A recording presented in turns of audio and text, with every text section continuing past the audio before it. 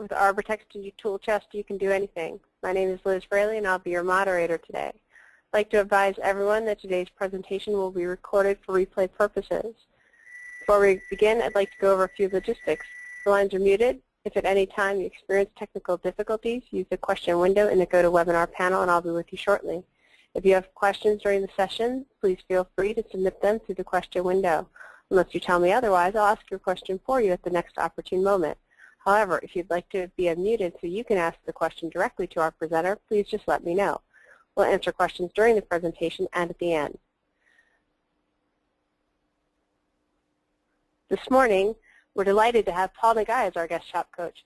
Paul has over 19 years professional experience in electronic publishing development, sales, training, and evangelism.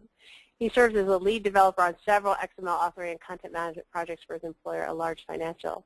He's one of those recognizable names in the Arbortext community. He's always answering questions on the mailing list and regularly presenting to the community. We're very glad to have him with us today. Now I'll turn the presentation over to today's shop coach, Paul Nagai. Paul, it's all yours. Great. Thanks, Liz. I'm going to switch over here. Yeah, do you want to, let me make sure I get the right one. Yes? That looks right.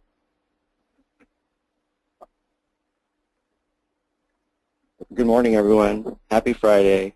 I am going to talk about an application that I have developed for a particular audience within my company who publishes to a large audience and a very complex set of documents that require multiple entry points, custom tables of contents that are not based on the document order of the chapters and articles, but on particular application systems. And then I'm going to want to show you some of the ways that we've tried to make that an easier proposition for them. I'm a software engineer. I've been, as Liz said, working with publishing for a very long time. I met XML and content management and Arbortext in 2002 when I joined the group that I'm currently in my company. And this is a list of some of the pieces of the Arbortext world that I've got my hands on or have had my hands on at one time or another.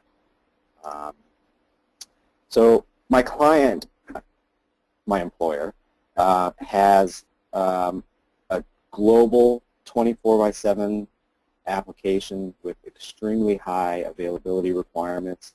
There are literally hundreds and hundreds, might even now be thousands of applications, products, and services, all of which may be iterated every 6 months. Any change going into these systems needs to be documented so that anyone who has to interact with that system, whether at a technical, networking, application, API, programming level, or maybe business processes or legal ramifications, they have to know 6 months in advance of any change that's rolling in order to update all of their systems and business processes. The authors that support this for this application, they are all based in the U.S. And they connect to the network in a couple of different ways. So every 6 months, they're publishing 2 documents. One of those versions 3 times and one of them versions twice. Each document has anywhere from 50 to 80 articles that describe each a specific change. And those articles are shared across the 2 documents with profiling for what information is applicable for each of those documents. So there are literally tens of thousands of end users. They each have one thing that they care about, or maybe a handful of things that they care about, and the rest of the content they don't want to be bothered with. So what our authors have done is provide tables of contents, and really they describe impact on a application system product-based level, so that it's easy for these end users to get exactly where they want to go. And I'm going to flip over to an article that I've got up just to give you an idea of what those might look like. So this is a table that is published within an article, and it gives you a quick visual indication of what systems are impacted. You'll notice as I'm flipping around, I've removed and changed a variety of names just to hide the identity of my client. This is a slightly more information-full table that shows across a given system or service the somebody who might be pitching a message or catching a message or a sale or whatever across a given system. Those two tables were published in article. This next one is more the summary that I'm referring to that gives a user access to a quick view of all of the impact that an entire document might have. So what we're looking at now is published inside of the article so that the author can review that what they have said about the article, what it will look like in that table. But if you were an end user, this quick view summary would actually have 50 to 80 rows, one row for each of the articles in a given document, and would allow you to quickly scan and see if you only care about Valencia oranges or if you only care about pomegranates, whether you have to pay attention to a given article. And this table rolls up quite a bit of information.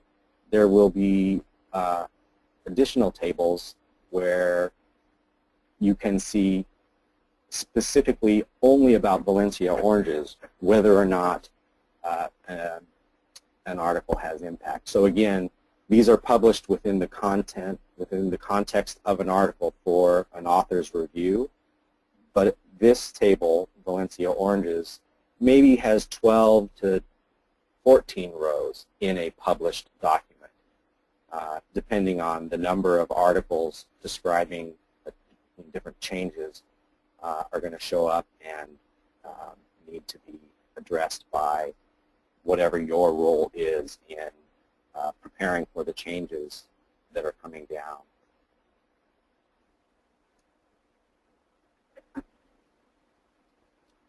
So when we met this authoring group, they were using Word. They would be assigned, an author would be assigned an article, a change about which they would write an article. And as they were developing that article, they would take note of all of the things that were impacted and which custom tables of contents they would have to update. And then they would go open a separate master document that all of the authors would in turn update, and they would modify those tables with the information based on their article. And then over the life of writing an article, anywhere from 4 to 5 months, as the change was researched and documented, and perhaps the change itself changed or merged, or whatever happens with that kind of process, they would have to go rewrite their article, and they would have to go back and open that shared document and revise their article's entry in each of those tables as dictated by whatever changes were made to that article. Articles get added and they get dropped, they get moved in order, and this was just the nightmare that they lived with. They were doing this all in Microsoft Word on top of that. So anyone who's ever worked with the master document feature for a 600 or 700 page document at the time, you can imagine how much fun that was. So we met them, we talked about their requirements, and we moved them into authoring XML articles. And within each article, they were authoring the metadata that they had previously been going to a separate location to populate those tables. Now they're writing it into attributes and, in some cases, elements right there inside of the article. That was a big deal because then we could use the style sheet. In our case, we're using a Fosse for this. It compiles those tables of contents just the way it would compile an index or a normal document order table of contents. Many fewer errors, took a lot less time, and the authors were happy, and I had a job, so it was good for everyone. Pretty quickly, the authoring group became interested in the next tier of now low-hanging fruit, and where that focus was on the complexity of authoring, although it was better that it was local to the article, authoring attributes and XML elements. And they were all very familiar with the content, and they were eager and willing to learn XML. But what they realized was that in order to replace an author or to add an author, there was a lot of training, and there was a challenge not just in terms of bringing the business together, but also bringing the new author into understanding XML. So our next phase was to begin replacing having to author XML elements and attributes. We use the term by hand, although not quite sure what the specific term should be, but with a XUI dialog. And I wanted to switch over to Editor here and bring up what that dialog looks like.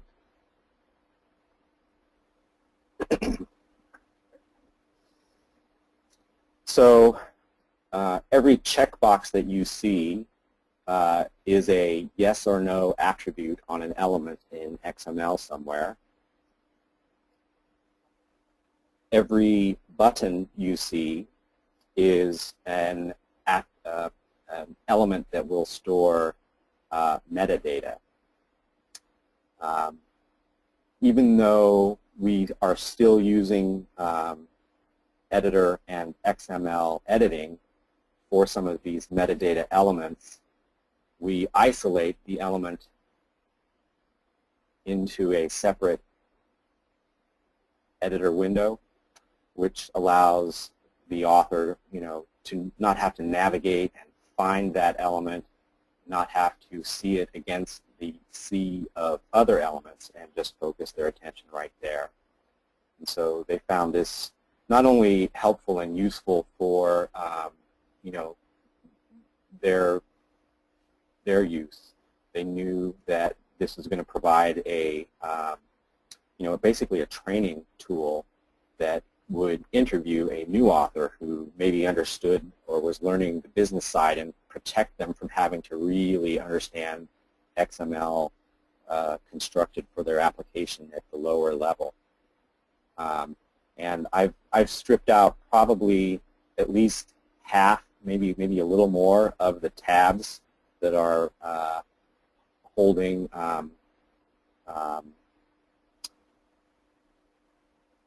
the interface for various pieces of metadata, just to reduce the number of tabs I had to remove identifying information from.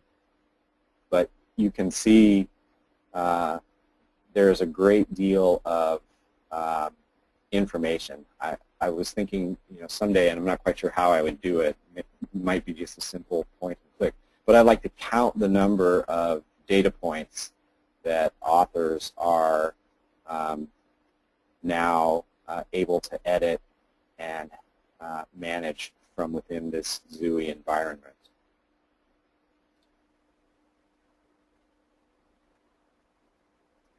So let me flip back here.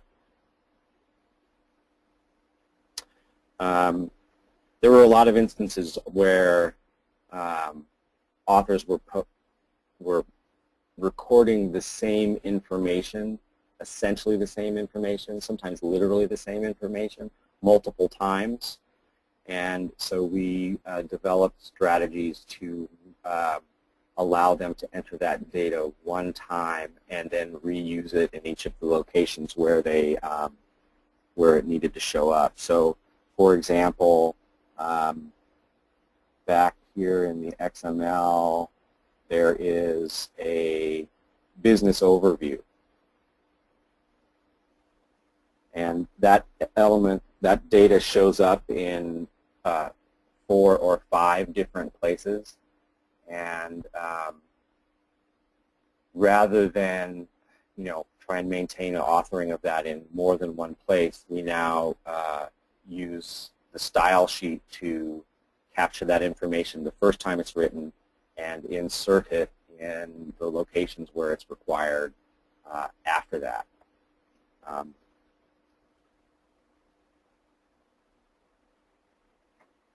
The last item here, this is really more, makes my job easier. It's not something that really directly affects the authors, other than my error and the amount of checking on my error, for my errors when we're rolling out a new application for them. It has been reduced. And what this means is that there can be several elements and or element attributes that roll up to produce a particular piece of output. So, for example, in this quick view, you can see that there is one cell that indicates whether there is impact to the Valencia oranges. And if we flip over to the Zui dialog,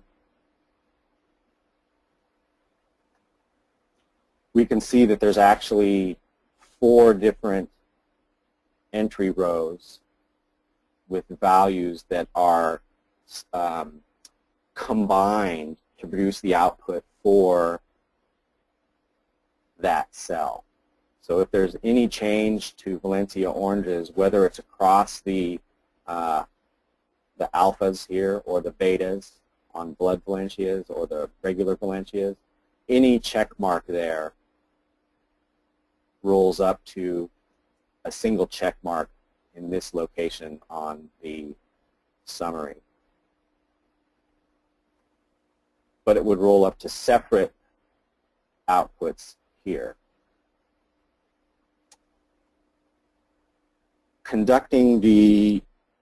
Using the FOSSEE to test for the presence or absence of a check across multiple element attributes and figuring out all of the possible permutations when you add in whether or not there are change bars. It becomes pretty complicated. It's possible to do, but it creates what I've referred to in the past as fields of attribute tests. And we wanted to reduce that because it's prone to error, it's hard to maintain. And so now what I do is I have ACL, that Arbortext command language programming, that when this data is entered into the XML, my code will read all of those values and compute what should be output in this row here, in this cell here, and then I store that value in an element that an author would never write to. It's a separate location. And that's been a nice trick, again, primarily for me. I think I've covered everything that I wanted to. Let me double check my list over here, see if there's anything else that I was thinking about adding. I think I did. I hope that has been interesting and helpful. If there's any questions, I'd love to hear them. Excellent. Those are great. Thank you, Paul. You always do such a good job of explaining things and setting the context. It's fabulous. Really, really excellent. Thank you. Well, we give people a chance to enter questions into the question box. I will once again put up the resources for Arbortext users. Ours is a big, active community, and everybody likes to answer questions and give people ideas of things that they can do better. And wow, you just did that today. Let's see if we've got any questions from the folks who are here inside. I think maybe you blew everybody away doing something that nobody thought of. Either that or I put them to sleep. Definitely not. That's a pretty cool thing that you've got going there. So here we go. We've got one question that actually says very nice use case. So that's more of a compliment than a question. That's great. I agree. All right, cool. Be sure and stay tuned for next time. Next time we're going to look at how to create custom decals through the application of inline SVG with APP and Arbortext Styler. It's definitely one that anybody doing that kind of thing doesn't want to miss. Kind of exciting and fun. Now that we've got it, let's see what we can do with it. All right. Well, we're coming right up to the end, close to tight. I don't see any more questions. So I think, yeah, we'll wrap up and let you go. Thank you, Paul, for being such a great shop coach. You're always really good. All right, thanks, Liz. You guys, everyone have a great weekend. Thanks. Bye.